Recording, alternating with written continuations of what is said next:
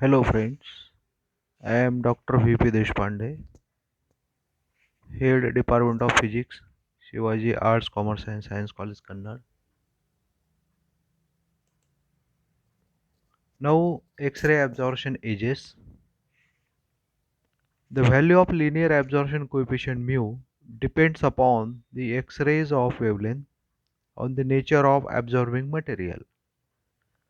Let X-ray photons of sufficiently high energy be made to fall upon the material. A major part of the incident energy of X-ray photons is spent in ejecting electrons from the K cell of the atom.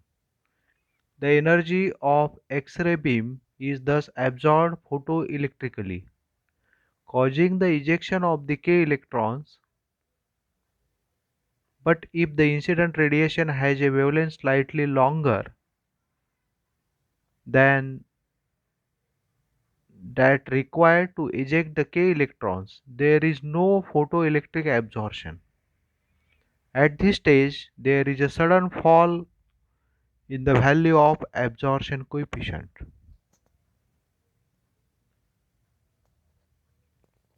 Such a wavelength at which there is a sudden change in absorption coefficient of given material for the X-ray beam is called absorption age.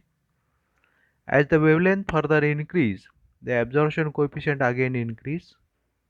The X-ray photons now start ejecting electrons from the L cell. These are the L cells. Now this is absorption due to L1. This is absorption due to L2 and this is absorption due to L3 or L second.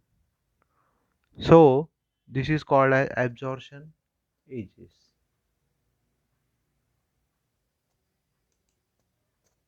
Now today we discuss about the Layu's experiment. Layu shows that if X-ray is allowed to pass through a crystal, a diffraction pattern is obtained. This is a diffraction pattern. Now the experiment to show the Layu's experiment is here is zinc sulfide crystal and this is X-ray tube and X-rays are ejected from this X-ray tube and this is the slit S1, this is a slit S2 and when X-rays are incident on these zinc sulfide crystals then diffraction pattern is produced like this. Here is central bright band, then there is a dark lines or there is shadow, then again one bright rings, again shadow, again bright ring, again shadow and again bright ring like this. This is called as Bragg's diffraction pattern. Now to show in this live experiment, the X-rays are incident normally and X-rays having same wavelength, not different wavelengths. Wavelength of the X-rays are same. Now this is a Bragg's law which is very important to determine the value of D, that is interspacing between two planes. When monochromatic X-rays incident on a crystal lattice, each atom acts as a source of scattering radiation of the same wavelength. The crystal acts as a series and parallel reflecting planes.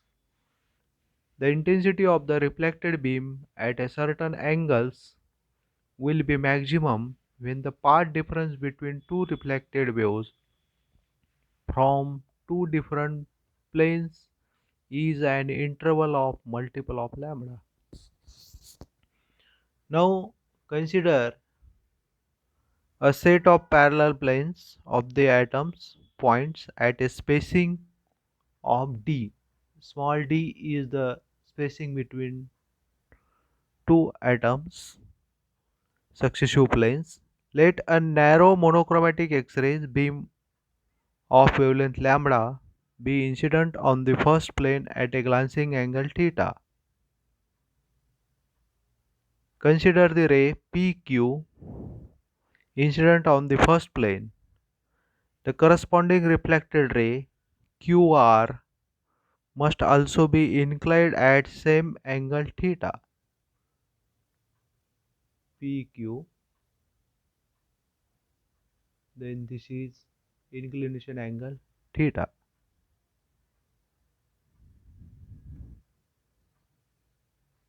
The corresponding reflected ray QR must also be incident inclined at an angle theta to the plane. Since X-rays are much more penetrating than ordinary light, there is only partial reflection at each plane. The complete absorption takes place only after penetrating several layers. Consider two parallel rays PQR and P'-Q'-R' of the beam, which are reflected by two atoms Q and Q'. Q' is vertically below Q. The rays P'-Q'-R' has a longer path than the PQR. Now to compute the path difference between the two rays from Q, draw a normal QT and QS. These are the normals on P'-Q' and Q'-R' respectively. Then path difference is given by TQ' plus Q'. These are the extra path which is traveled by this X-ray beam. Therefore, path difference is, now this distance is d. Therefore, which is equal to TQ' is equal to d sine theta plus Q'(S) is d sine theta. Therefore, this path difference is equal to 2d sine theta. And this path difference is maximum intensity if this is integral multiple of lambda, that is n lambda, where n is equal to 1, 2, 3 and so on. It is a integer, gives the order of scattered beam. Lambda is the wavelength of the X-ray used. Now this equation 2d sine theta is equal to n lambda is called Bragg's law.